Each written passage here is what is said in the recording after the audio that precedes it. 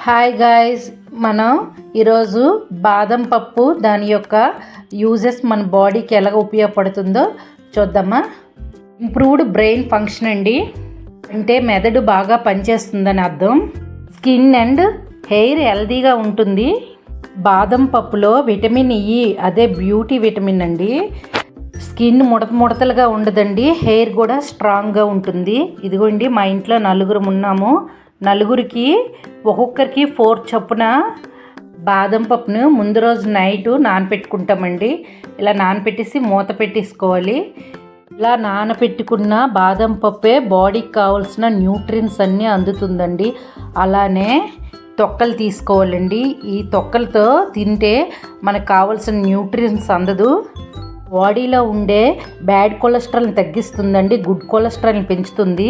గుండె ఆరోగ్యాన్ని కూడా మెరుగుపరుస్తుంది. స్ట్రాంగ్ బోన్స్ కూడా ఉపయోగపడుతుంది. Improved digestive system.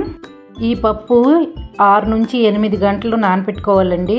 తొక్కను మాత్రం అస్సలు తినకూడదు. ఎక్కువ తిన్నామంటే కిడ్నీ స్టోన్స్ ఏర్పడతాయండి. Thank you. Like and subscribe.